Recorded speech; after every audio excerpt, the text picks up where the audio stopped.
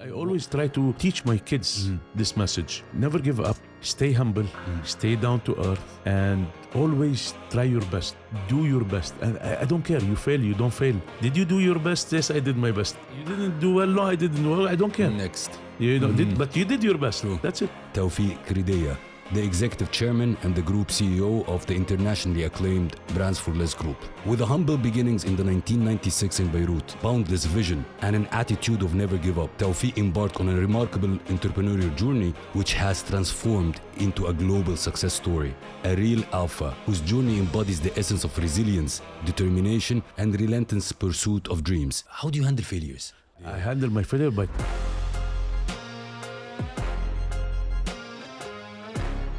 Welcome back, Alphas, to a new inspiring episode of the Alpha Talks podcast. Today in the studio, I've got a very special Alpha for you today, Toufic Kreidieh, the executive chairman and the group CEO of the internationally acclaimed Brands for Less group. Join us as we unravel the insights, the experience, and the wisdom of the true visionary Toufic Kreidieh on the Alpha Talks podcast. So without further ado, let's welcome Toufic to the Alpha Talks podcast. Thank you for being with us today. It's really an honor and a pleasure. SEIF, thank you very much for the very nice introduction. Deserved it. Thank you. Really deserved it. It's my honor and my pleasure to join you on this podcast for sure. Thank you. Let's start with saying, let's say when we publish the episode and people see the thumbnail and they see the title and they look, oh, that looks very interesting. What can we promise them that they will gain if they gave us their time? Whatever comes to your head. No, the only thing here is the message that I always try to convey to the young generation. The story of resilience that you have mentioned in your introduction. It's very important to give this young generation the hope and never to give up. They can dream big and they can really make it big. Don't take no for an answer. Always try to reformulate whatever you are doing, and if you have the perseverance, you're always gonna reach there. I love this. So everybody's tuned to it. Listen, there are nuggets will be thrown in this episode, I believe. So Toufic, let's start off. How do you say who's Toufic? From your perspective, who's Toufic, and how is your childhood back shaped you? You know, the childhood, of course, played a very pivotal role in terms of shaping the personality. I was born in 1971. I was 4 years old. 1975, a civil war erupts in Lebanon, which was one of the ugliest wars in the region. So having I was brought up in Beirut in these very difficult situations, really teach you a lot. And it teach you become, by default, you become a survivor. And for you to become a survivor, you have to be able to change your mindset into a person who is really trying to establish presence against all odds. And this will really teach you a lot. It will teach you that nothing in life is easy. In addition to that, this was combined with a certain family situation that I had, whereby, you know, I was on my own since I was very early Completely on your own. It's not only on my own. Actually, I was responsible for my family due to a certain situation in my family, and I had to take care of all my family. So I started working at a very early age. My first real job was started at 12 or 13 years old. Wow. You know, and it was a side job, of course. But you know, I had a very clear roadmap whereby I insisted to pursue my education. So this did not stop me from pursuing my education. So you really support education. Yes. Not like these days when No, no need for education, courses. I don't believe in this at all. I believe in education. I'm a strong believer in education. I always try to keep in touch with the university students. I try to aspire them and inspire them in terms of trying to share my experience and my journey, and to give them hope. And going back to the history, I had to start taking responsibility from a very early age, and you know, we were living day by day until I graduated. Even when I went to the American University, Lebanese American University in Beirut, I was having a scholarship. At the same time, I used to work in the university. And after university, I used to go work for me to help my family Wow. put food on the table. Now, after that, I decided that the first opportunity that I will come across, I will take it. I took the first contract out of Lebanon to Saudi Arabia for 2,500 riyals, which A I corporate used. job. That's it. Yeah. So corporate job, and I had to send all the money back to Lebanon To support the family. Unfortunately, I had no money to live with, so I had to pursue another job. So which I was very used and accustomed to. A very rough beginning, I would say. Yeah, I used to wake up 4 o'clock in the morning. There was next to my accommodation a restaurant that makes falafel sandwiches for the schools, and I used to go and prepare sandwiches, and they used to pay me per sandwich. And this is the money that I used to live with for the end of the month. Going fast forward, moved back to the United Arab Emirates, came here also on employment, and then started. Yeah. I'll dig into this. Yeah. A quick note, I find this incredibly intriguing. On the back end of our YouTube channel, it says around 75% of you who watch this channel frequently over the lifetime of this channel haven't yet hit the subscribe button. I just wanted to ask you for a favor.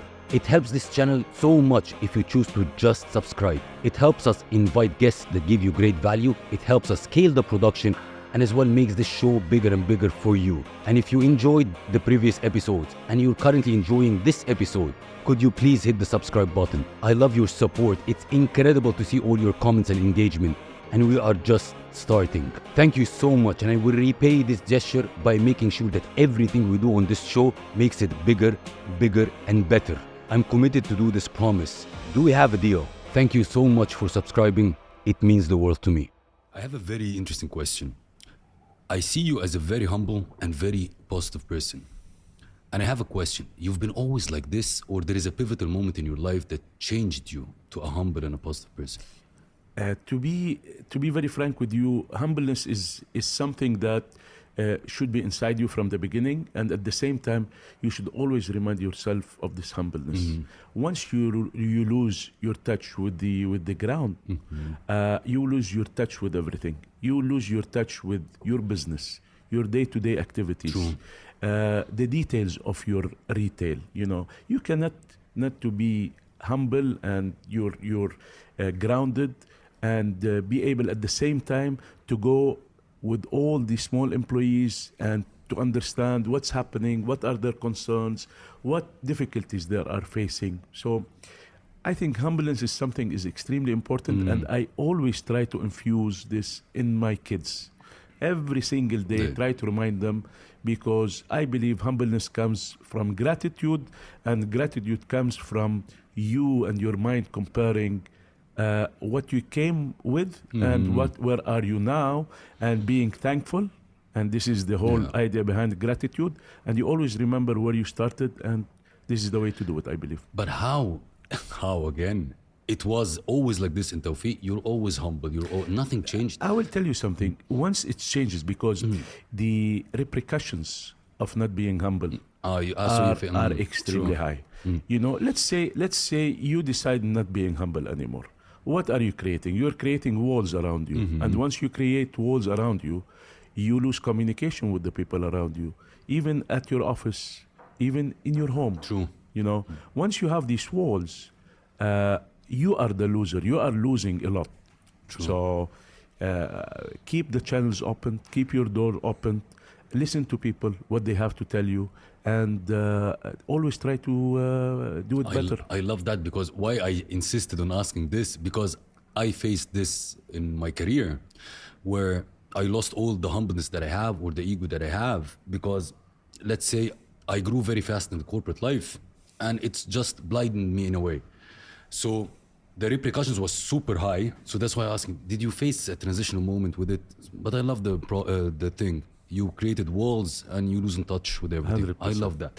Let's go back and say, like, with 80 plus tours, 30 plus cities, couple of countries across, brand for less. How did it start? And what ignited this in you? Okay, let me start with one thing. Now Yeah. we are above 90. We just crossed Ooh, above 90. congratulations. Yes. Thank you. We'll be finishing this year with 107 stores. MashaAllah. And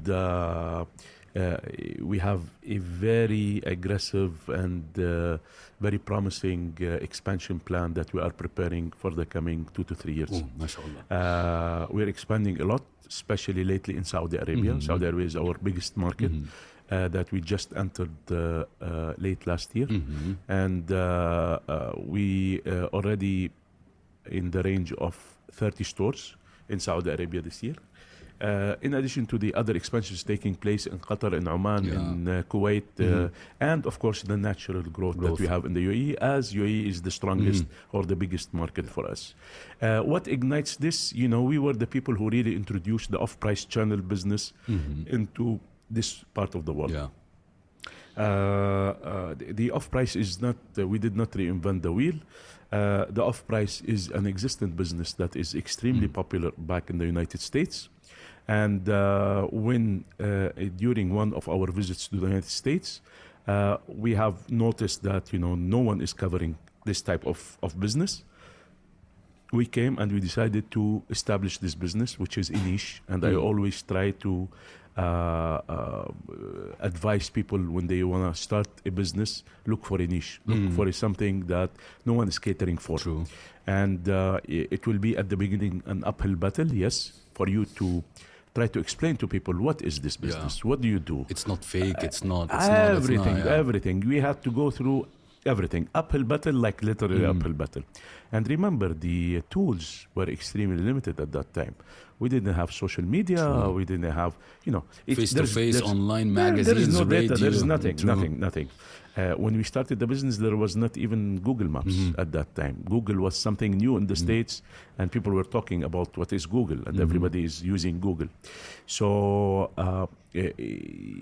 at first, there are two things. One, you have to explain to the people what is this, especially in this part of the world. It's, the conspiracy theory is extremely high. Yeah. And what we try to do is to explain to people what it is, and at the same time, the tools to explain to the people was purely word of mouth, which was an extremely difficult, long path to reach the points. So yes, today we are very proud that nearly like everyone knows what is off-price retail. They understand the concept. There's no question mark from Anymore, the beginning. This is fake. This is used. You buy by kilo, and then all of these ideas that the conspiracy ideas that they have. What made you jump to entrepreneurial journey? What triggered you? What? This is from the beginning. To be very frank with you, this is the only thing that for me, I can tell you, since I was a child, this was a certainty for me, that I want to be the owner of my own business. And I will tell you something. Maybe it's a reaction to a situation that you go through, that I went through when I was a child. This uncertainty and me having to depend really and rely only on myself tells you that the only asset that you would ever have is once you are the decision maker, the 100% the decision maker of your life path. True. And this can only be achieved by entrepreneurship. But taking these words, do you think that everybody can be an entrepreneur? I believe everybody can be an entrepreneur. Not everybody will be an entrepreneur, but everybody can be an entrepreneur. Are you from which school that says people, you start working in a company, try to understand, see the system, processes, the structure, or jump out of school and do your business? No. You go, learn. It's the OPM, other people's money. You learn from other people's money. You gain experience for 5 years, 6 years, whatever is the period that makes you get the message. And then you have to move into opening your own business. True. Same school. Actually, same school, because from corporate you learn a lot with others people money. 100%. You don't need to hit the wall by yourself. What made Dubai the city that you want your entrepreneurial journey to start? Why Dubai? What made Dubai is what made Dubai in general. What made it Dubai is you are in a society that is so transparent, leadership so much focused. Even from the early days? From the early days, trust me. Yeah. I came here back in 1992, around that year. At that day, even Dubai airport was a very extremely humble airport. If you look into what it is today, I can compare it maybe to Sharjah airport maybe 8 years ago. Okay. So, but once you have a leadership with a clear vision, and they know how to really create attraction for businesses and how to encourage businesses, everything will follow. This is a very normal for what they have planted from the beginning. From day one, Dubai and the United Arab Emirates are telling the whole world that this is the land of opportunity. This is the place that you don't pay taxes. This is the place that you can create your new life. This is the place where your dreams can come true. And I am proudly to be one of the examples that this country is a country that makes your dreams come true. Was it an easy start or not? There's nothing called easy start. It was challenging start. I love challenges. For me, the word difficult, I try not to use it. Okay. We talked about, the uphill battle that you had with Brands for Less, and that's really an uphill battle because majority of entrepreneurs or people who want to run businesses, sometimes they give up. And your uphill battle with Brands for Less was something very strong because you were changing consumer perception, consumer behavior, and you took this battle and you made it through. And don't forget, and the most difficulty or challenge that I had was the resources. We started, me and my partner Yasser Baidoun, who's my best friend, we started our first store in Beirut. Our capital was $10,000. That's it. And when we came to Dubai, or when we started the first store in Dubai, it happened with a personal loan from HSBC for 150,000 dirham, personal loan. Okay? Wow. So this was the most difficult part of the business. This is the uphill battle that I'm talking about. In addition to trying to introduce this new nature of business, new concept, etc., etc. So, but at the end of the day, I don't know. I look back, I find it was very difficult, but at the same time, I find I was enjoying every single year. Can I ask you a quick, straight question? People now see Brands for Less. How long did it take to make Brand for Less a Brand for Less?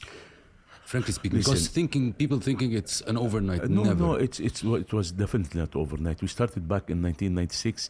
Let's say UAE. We started in year 2000, in October year 2000. So it's our 23rd year. And I would like to stress on one thing: Brands for Less has not been made.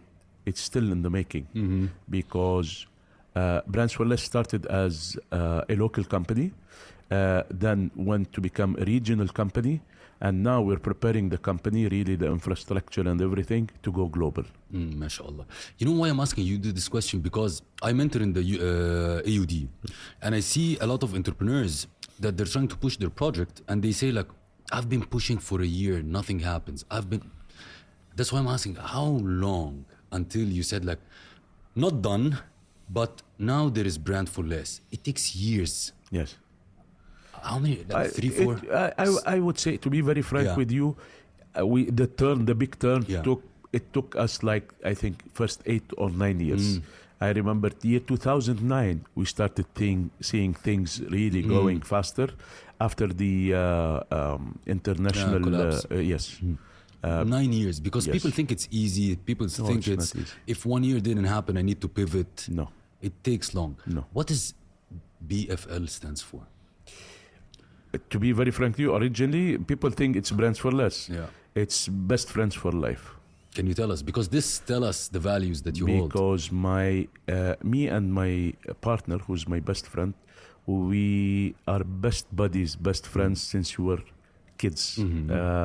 Our friendship started when we were 10 or 11 years old, and it remains till today. And the nice thing is, even we see each other every single day. We spend time together. We take decisions together, and we complement each other. We're totally different characters. We complement each other, And the happiest moment is, it's not only we work together, we live in the same community next to each other. And the happiest thing is when we sit, me and him, and see my son and his son hanging out together all the time. So I think this is because we believe if it's not a friendship that came up out of a business, it's a business that came out of friendship. I love this when I read about this. It's really shows the values that you and your partner holds together. As a CEO of a big shot company, people think that CEO sits in an office, command and control. But what we see is Toufic running in the stores, making things happen. Can you tell us your philosophy about this? No, the philosophy is very simple. Again, when I was telling you about the walls, and when I was telling you about communication, how will you understand and try to give solution to small issues that happens over the counter in the store while you are sitting 30 or 40 kilometers away? It's an impossible mission. The pulse. You have to keep, exactly, you have to keep your finger on the pulse of what is happening. Sometimes I go to the store, I talk to the cleaning lady, I talk to the cashier, I stand behind the cashier and see what are the difficulties that they are facing. I sit with the customer, I listen to the customer, I ask them about, what do you think about the prices? What do you think about, what are the problems that you are facing? What are the difficulties? Is there, all of this is input.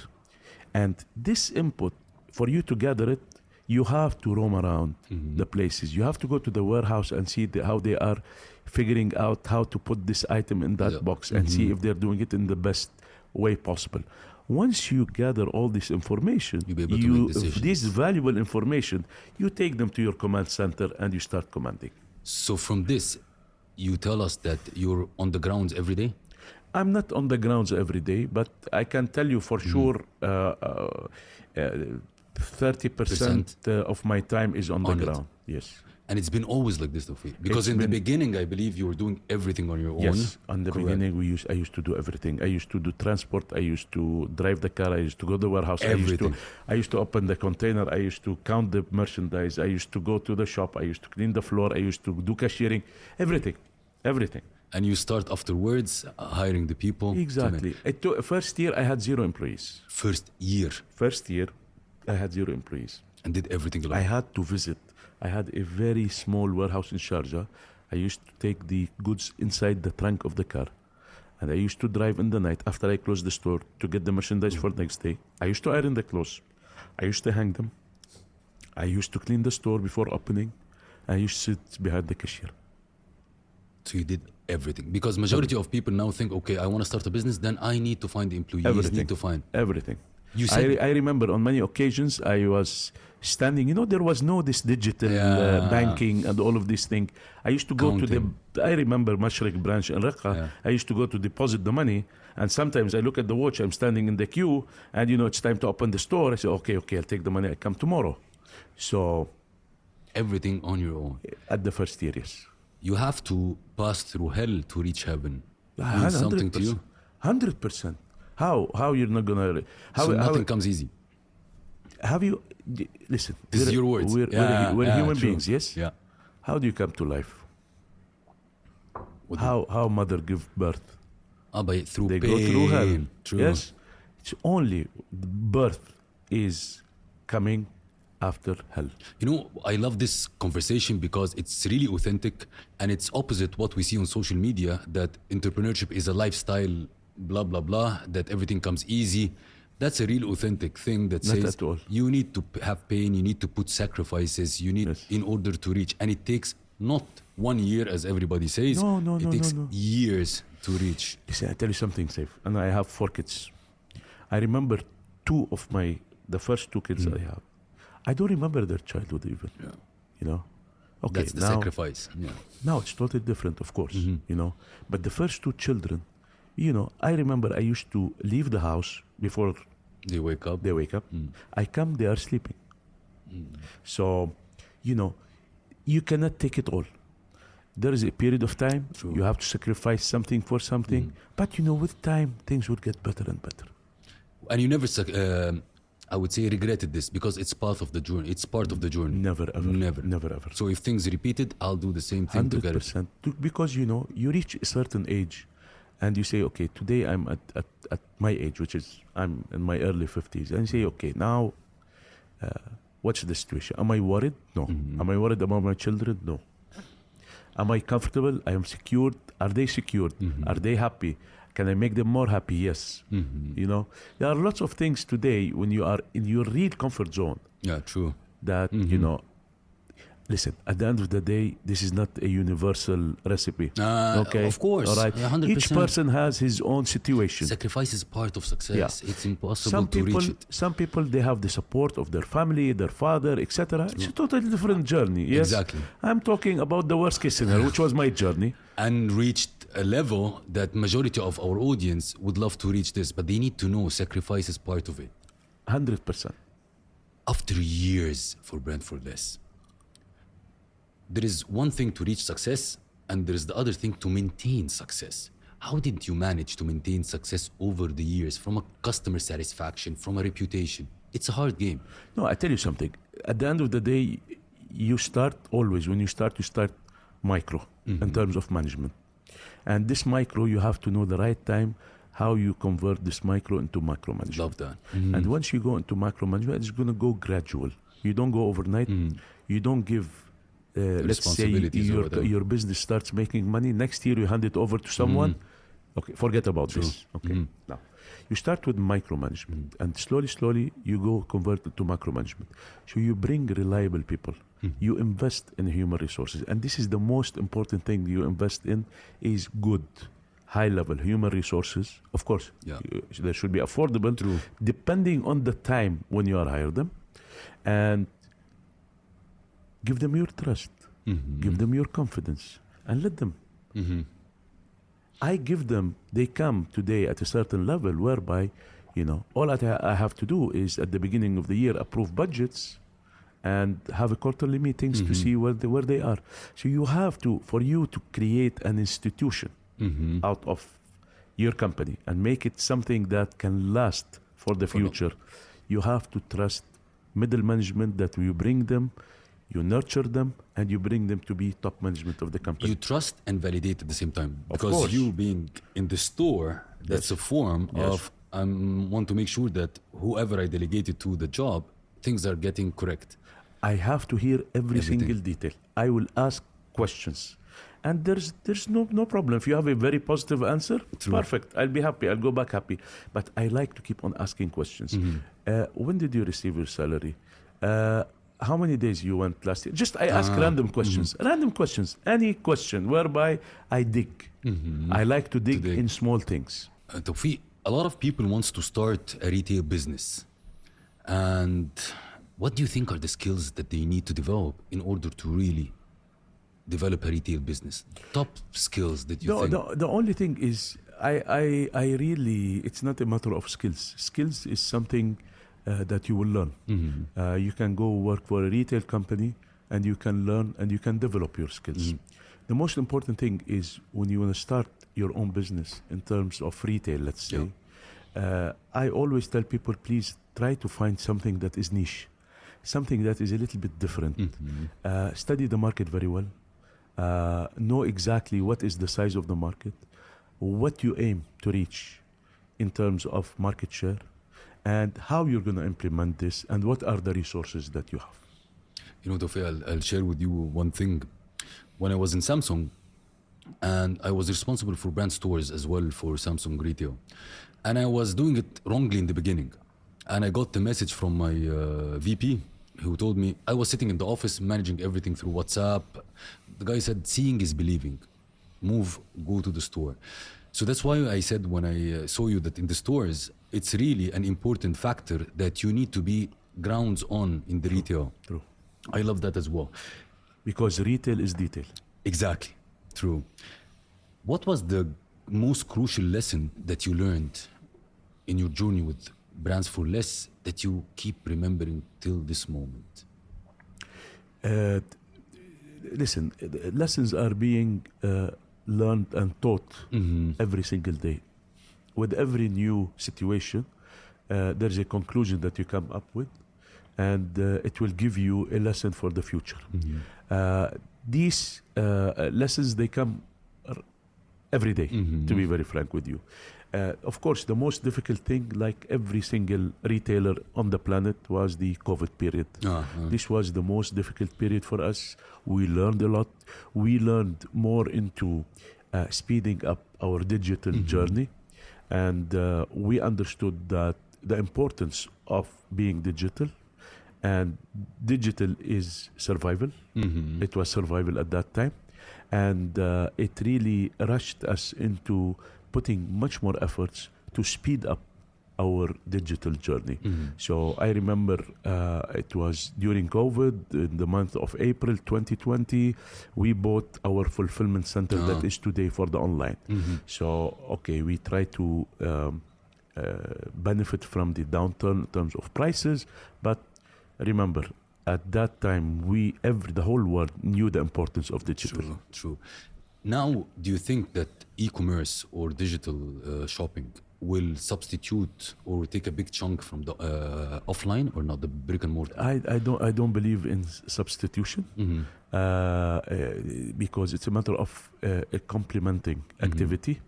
The most important thing is to be able to create the omni-channel between the brick and mortar and the online platform or the digital, whereby you facilitate and you make a seamless shopping experience for the customers, whereby you combine them both with a digital wallet, and people buy from here, return there. That's what they like, flexibility. You have to create their flexibility. You have to keep their money within this digital wallet. If they don't buy from here, they buy from there. If they don't buy there, they buy from the online. At the end of the day, so it's a complementary. You don't think it's the opposite? Because I believe in Brands for Less, it's the experience also in the store that makes it unique. Of course, I'm sure 100% I can confirm that Brands for Less has a more solid brick and mortar, because the matter of the experience that you're talking about, this treasure hunt experience is much more encountered or felt when you are in the store between the shelves. But we tried to really replicate this experience on the online. But can I ask you a direct question? From a revenue standpoint, like which is more, and without of course, percentage? The brick and mortar is much more. 100%. We're talking 80-20, for example. 100%. Like, it's because of the experience, I believe. Yeah. How did you create the familial culture in your organization? In what? In your organization, you feel like a family. When you talk about them, you talk about family. We always try to create. What we have done is, we always believe that Brands for Less should not be a company. Brands for Less should be a family. And we always say member of the family, member of the family, member of the family. There are no, there is respect, but there is no formal boundaries between the departments. Everyone in the group can speak his mind. Everyone can criticize. Anyone can complain. Anyone can do whatever you want. And not only this, we have created a think tank within our organization. We run periodically competitions from the people with very high prizes. Wow. Who can come up with a new idea that we can implement at Brands for Less. Wow. On a regular basis? On a regular basis. This goes like quarterly.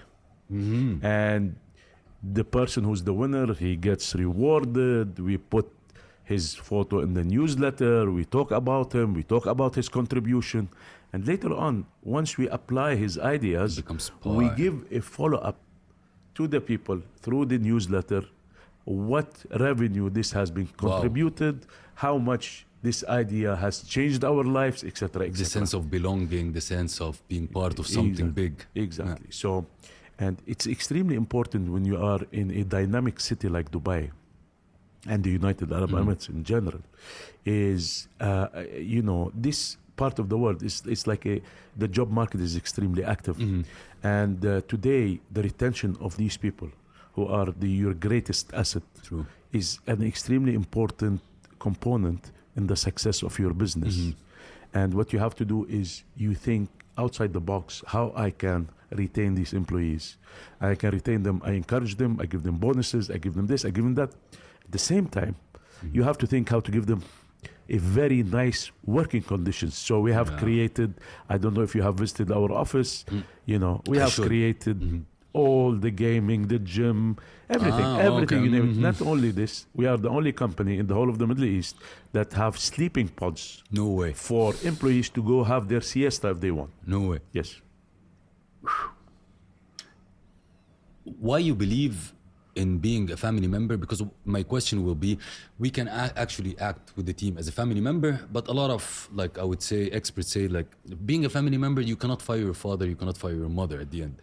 But acting with employees and team members as a sports player, everybody is in his correct position, doing his correct job. But if it's not done, then that's the difference between a family and, because I come from a family thing, like all the team is a family.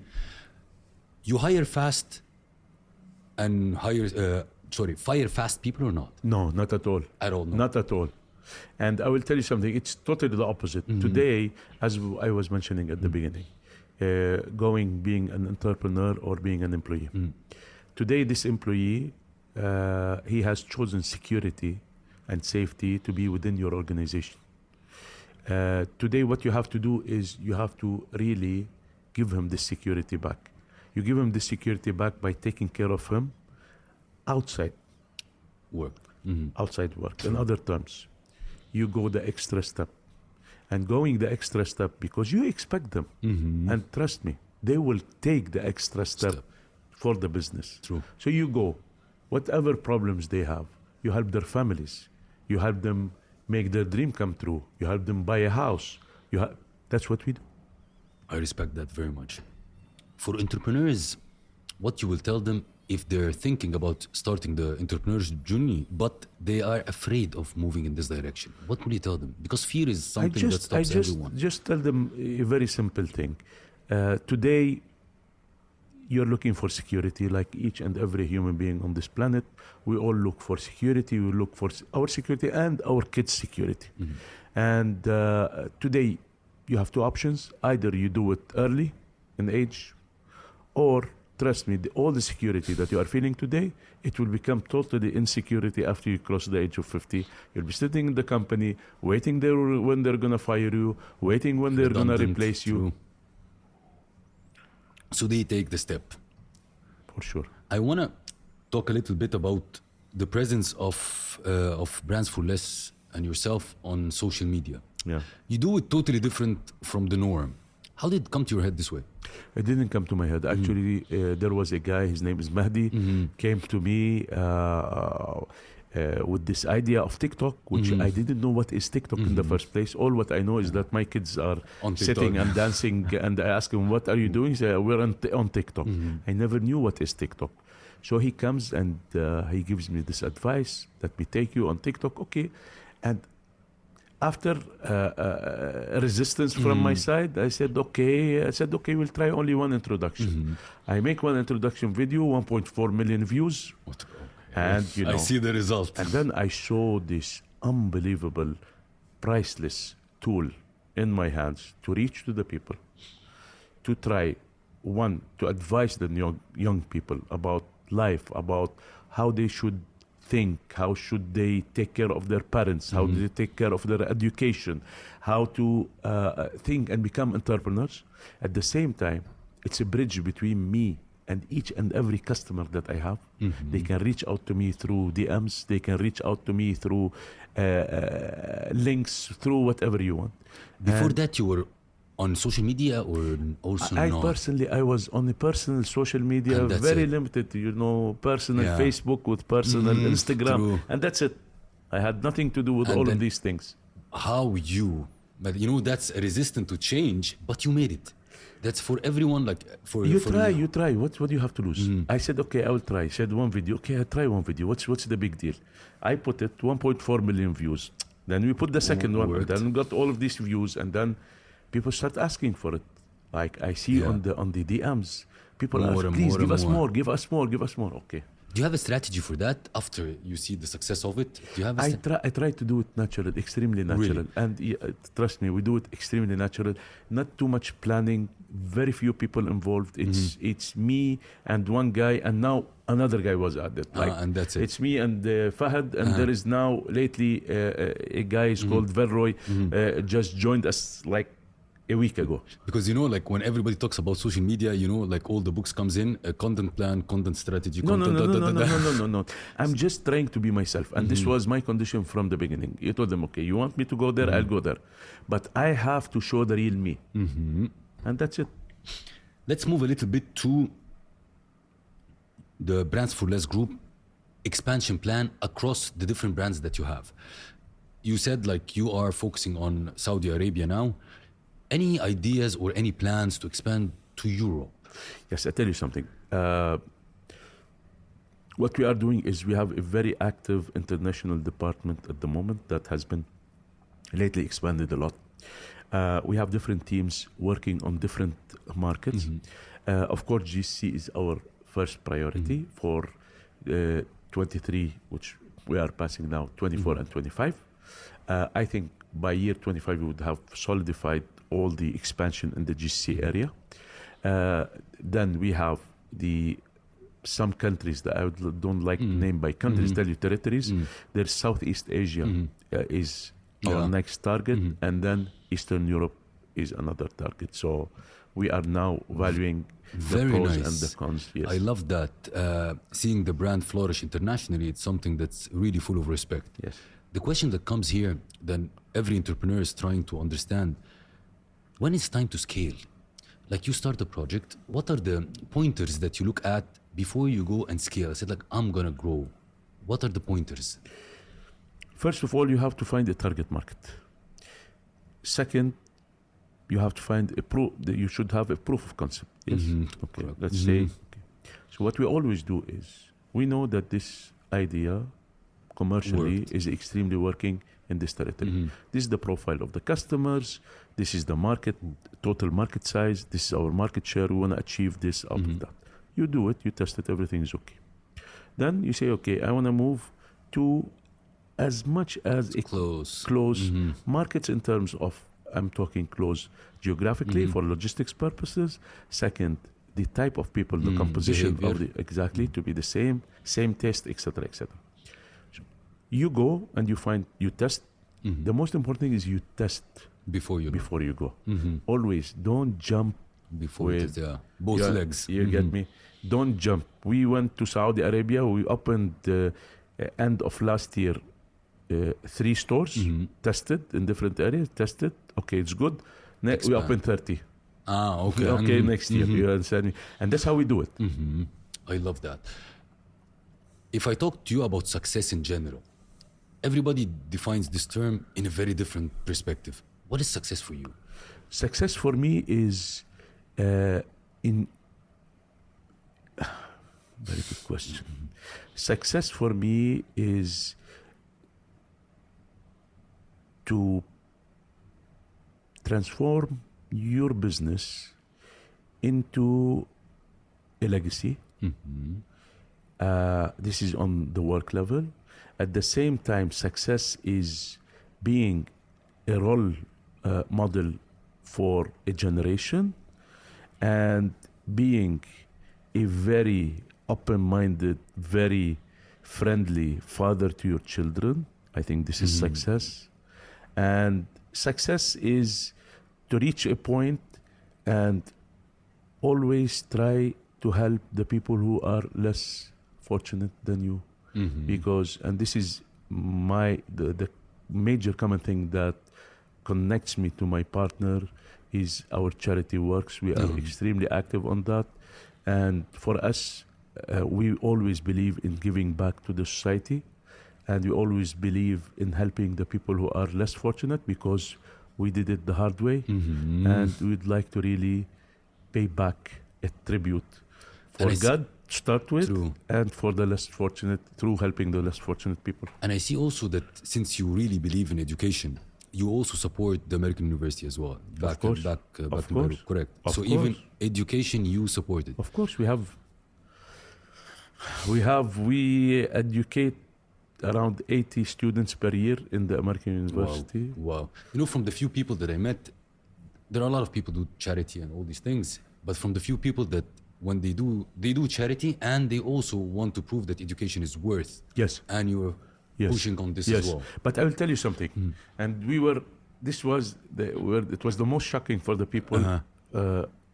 They have never ever met a donor who is asking for a request that we ask for. For example, our request is we want to help only people with C average. Because the probability of the A and the B plus, everybody wants to sponsor Yeah, them. true. So we go and tell them we want to hire these 70 people.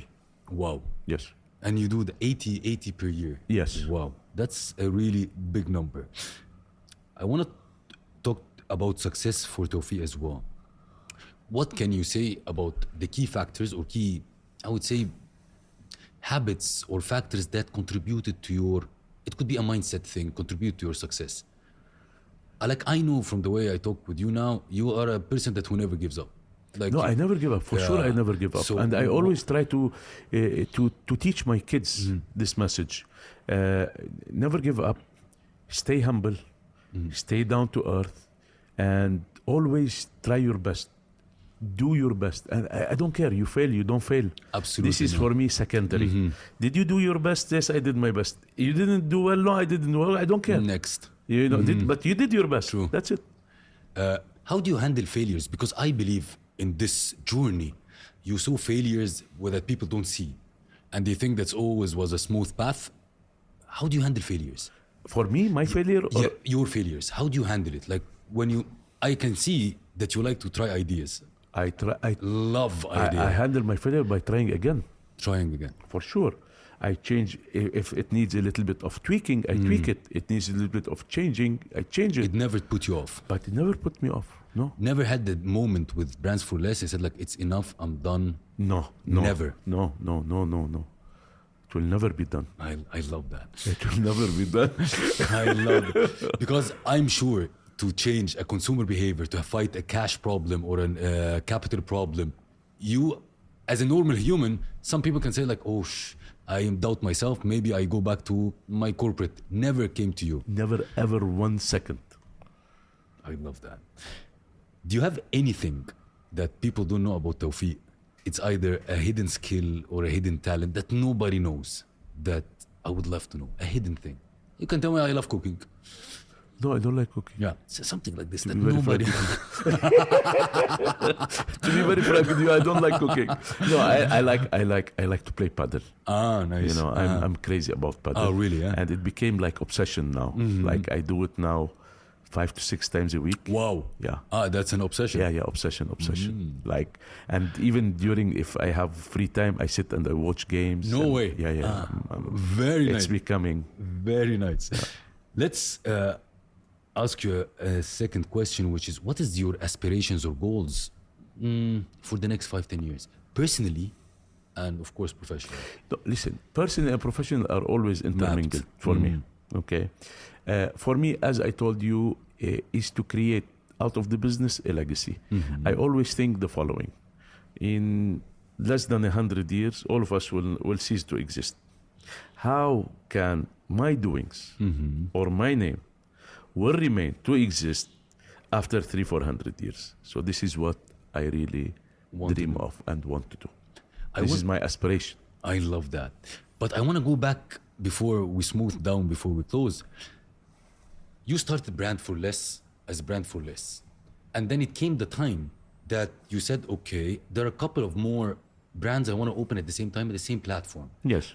How did you come up with this? No, and what motivated you? The idea is today what we are doing is we are trying to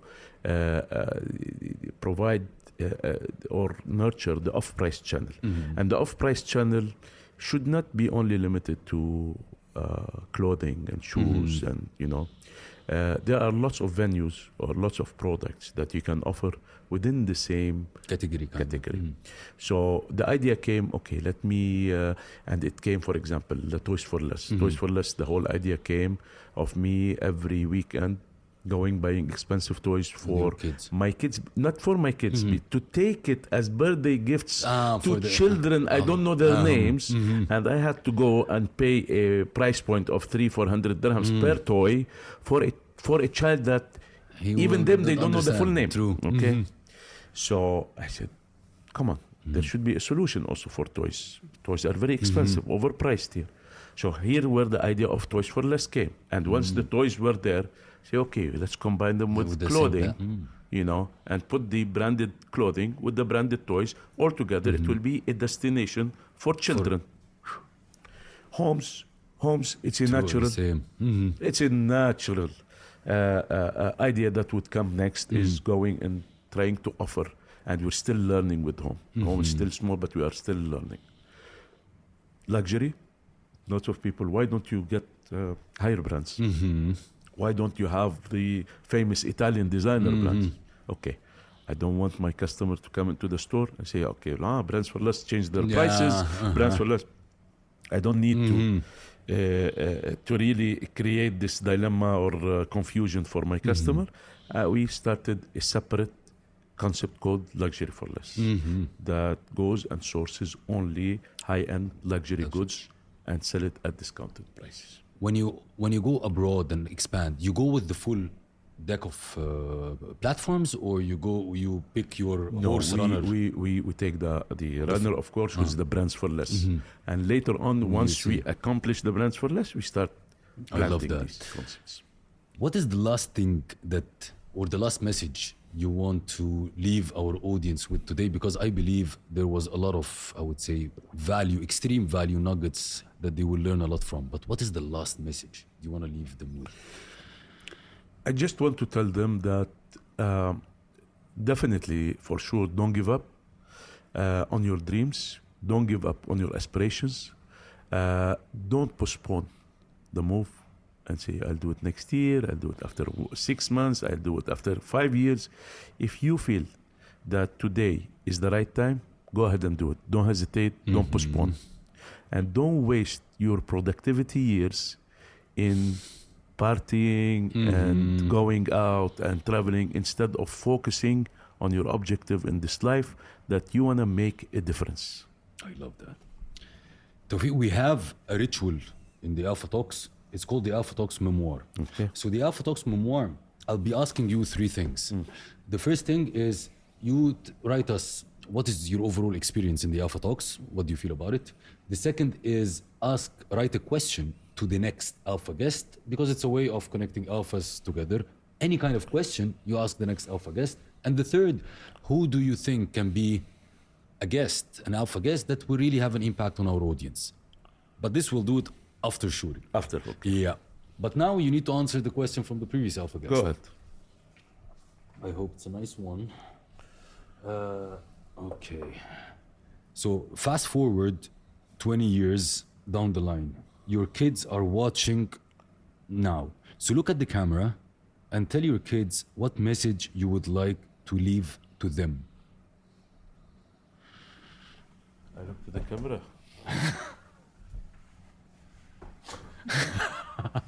Right here on the microphone. Yeah. Guys, I hope you're seeing this after 20 years. Yes. Yeah. I hope you're seeing this. I hope by this time you have learned your lesson in terms of you have. Okay, no. I cut it. I don't know what to say. I cut it. We'll do it again. Yeah. You shocked me with this question. 3, 2, 1. What shall I say? I love you guys. Huh? I love you guys. Okay, all right. All right, okay. Yeah, go. Yeah. Guys, I'm so happy now that you are continuing to run the business. You know the hell I was going through. I hope you're enjoying every single day of your life. I love you, and I will always love you. I love What can this I one. say? I really love What this can I one. say? It's the best, actually. Yeah? Yeah, Okay, I all right. loved it. Thank you. Toufic, thank you very much. It's Thank been a real pleasure having you so today. much. Thank you. I'm sure everybody watching this, as I gained a lot of knowledge and value from you, plus the vibes from you Thank you is so much. really can't explain it. So thank you very much, and I hope we catch up again in another episode and in life in general. Thank you very so much. much. I appreciate Thank you. It's really a Thank you. pleasure. Thank It's you. really a Thank you. pleasure. Pleasure's Thank mine. you. That wraps another inspiring episode of today's show. I hope that this episode has ignited your inner alpha and left you feeling inspired, motivated, and ready to conquer any challenge that comes your way. Remember, alphas aren't born, they're made. It isn't about dominating others, it's about embracing your authenticity, leading with integrity, and making a positive impact on the world. If you enjoyed today's episode, be sure to subscribe to the Alpha Talks on your favorite podcast platform. Leave us a review and share the podcast with your fellow alphas. Also connect with us on social media at SEIF Hakim. Share your thoughts, insight, and stories of personal and business growth with us. Let's create a movement of alphas supporting one another. The world needs more alphas like you exactly. Until next time, stay bold, stay driven, and stay alpha.